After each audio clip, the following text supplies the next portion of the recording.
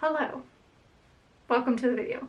If you have absolutely no idea who I am or what I do, my name is Jessica. I am the owner of J Designs, and this is my tiny office where everything gets done. I wanted to make this video because I get a lot of questions asking how I make my art prints or why I don't use a third party, why I do them myself. And then also, I just wanted to make it for people who are just starting out, who are interested in making their art prints, and kind of give you my point of view.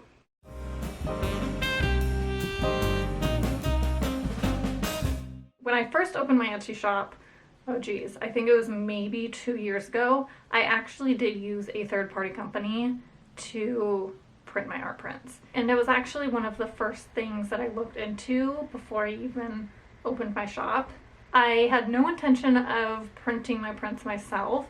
One, because I just didn't have the printer. I had a crappy little printer that was, I think, on sale at Staples that I got 5+ years ago. So I was in no position to actually print them myself. And at the time, I think that it was the best option for me. As I started to grow my business, I started making income. I was putting money aside to invest in a industrial size printer, which is the one that I have now. And I think a year into actually starting my business is when I went ahead and I purchased an industrial printer. Why I decided to actually make the switch to printing in-house rather than having this company make art prints for me was it was more cost effective, and I was able to have more control over the prints. Like, I was able to pick my own paper. I was able to print a print right to then and there. I didn't have to wait like 2 weeks for it to actually arrive, which was awesome because I did run into that problem, I think, once, where the inventory on my website was actually wrong and somebody ordered that print and I didn't have that. And I had to message them and be like, sorry, I'm gonna have to send you a print in a week. Do you want a refund? The person actually ended up waiting a week, but it was not a good situation. So now if somebody orders a print, I don't have that problem anymore, which is awesome.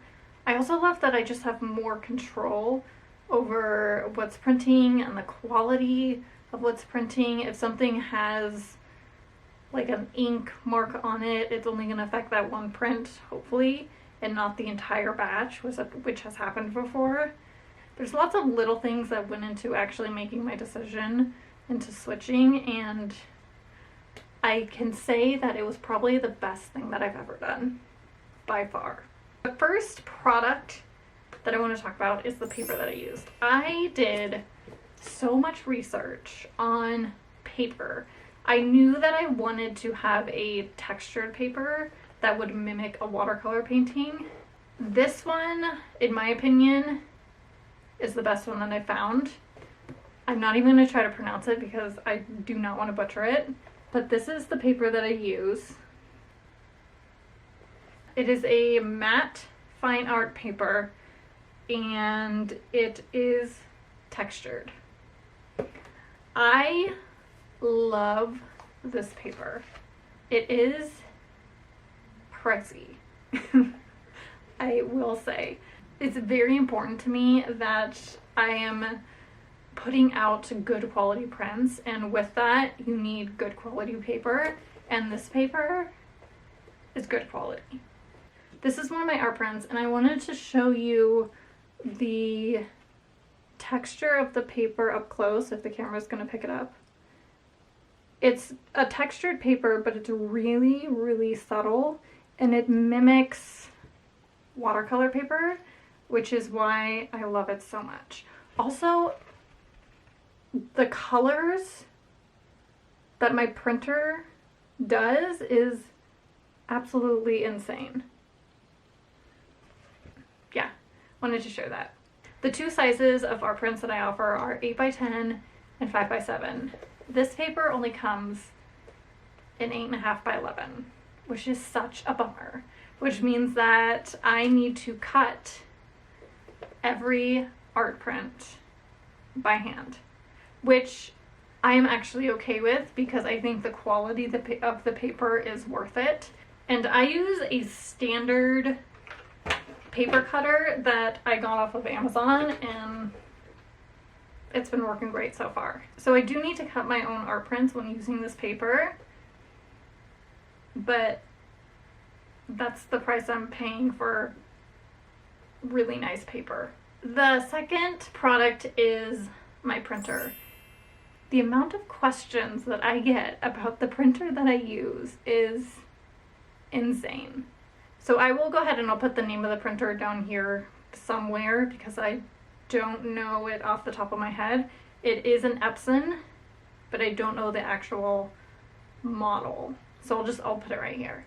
I love this printer. It has worked so well for me. It was an investment for sure because it is an industrial size printer, and when you buy ink, it's expensive, but the ink lasts quite a while. So the main reason why I went ahead with this printer is it can support larger size prints because I eventually plan on making larger prints. I just haven't right now. And it offers thicker paper. The thicker paper is not going to jam the printer, which is awesome. It also has, I think, like 8 different inks. I could be wrong. But it has a lot of ink colors, which makes the print look so good when it's printed. Because it doesn't have your standard like 3 colors. It has so many more. I absolutely love it, and I highly, highly, highly recommend it if you're looking to making your own art prints. And then the last product I think that I use when making my art prints is a pen to sign it. I sign all of my art prints, and I use, I'm not going to pronounce this because it's the same company as my paper. I'll put it on the screen somewhere. But it is a pen that is designated for signing art prints. I got the Duo because at the time I wasn't sure if I wanted to sign my prints in pen or pencil. They do offer a pencil as well. I personally prefer the pen, but they do have a pencil option if you wish to do that. I think that's it. It's pretty simple. There's really not that much that goes into making my art prints. I think the main thing is that I do cut all the sizes by hand, which is time consuming, but I'm willing to do that because I love the quality of the paper. And yeah, that's kind of it. If you have any questions regarding anything about my art prints, please go ahead and ask away. I will do my best to answer to the best of my knowledge. But that concludes the art print video. Thank you so much for watching, and I will see you guys soon. Bye!